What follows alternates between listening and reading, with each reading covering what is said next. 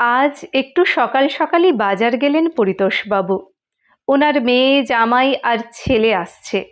মেয়ের ইলিশ, জামাই আর ছেলের মাটন, আর দাদু ভাইয়ের চিকেন, তাছাড়া বকফুল, লাউ, আরও কী সব যেন লিস্ট করে দিয়েছেন গিন্নি।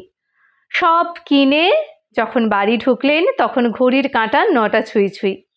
কই গো, একটু চা দেবে নাকি? আমার মরার সময় নেই।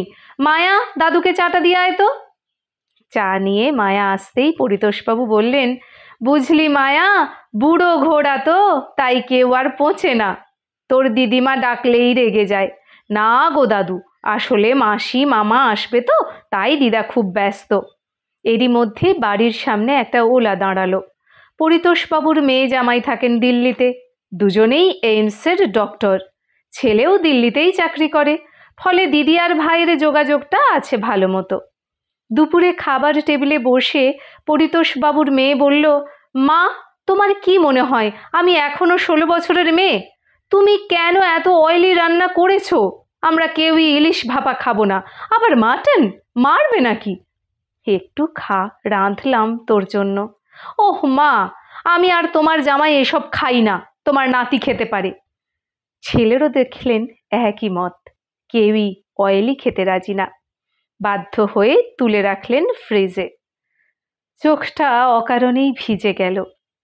খাওয়া দাওয়ার পর ছেলে বলল, মা বাবা, তোমাদের সাথে আমাদের কিছু কথা আছে।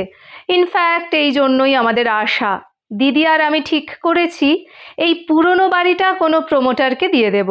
আমরা 3টে ফ্ল্যাট পাবো আর ক্যাশ টাকা। তোমাদেরও তো বয়স হচ্ছে, কার কি হবে কে জানে। কতকটা এরকমই আন্দাজ করেছিলেন পরিতোষবাবু। না হলে হঠাৎ বলা কওয়া নেই, মেয়ে জামাই ছেলে একসাথে, ওনারা ভাবতে পারছিলেন না। বাবা, তুমি কিছু বলো। তোমাদের ফেরার টিকিট কবে যেন? পরশু। কেন? শোনো, তোমরা তো আমাদের দেখতে আসোনি, এসেছো নিজেদের আখের বুঝতে।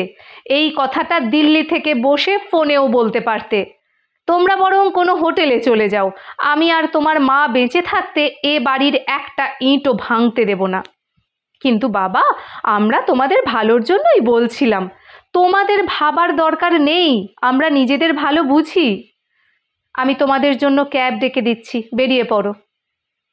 শোয়ার ঘরে বিছানায় ফুলে ফুলে কাঁদছিলেন পরিতোষবাবুর স্ত্রী।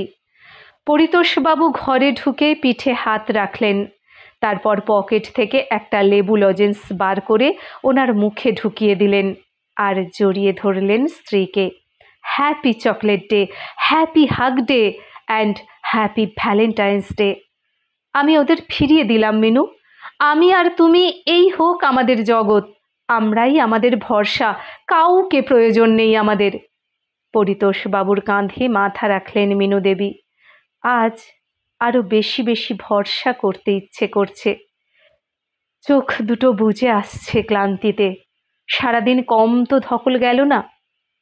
পরিতোষবাবুর কাঁধে মাথা রেখে তিনি ঘুমিয়ে পড়লেন। পরিতোষবাবু উঠে গিয়ে জানলাটা খুলে দিলেন। দূরে কোথাও গান বাজছে। তু ধারে है नदिया के, मैं तेरा किनारा हूँ, तू मेरा सहारा है, मैं तेरा सहारा हूँ। ধন্যবাদ।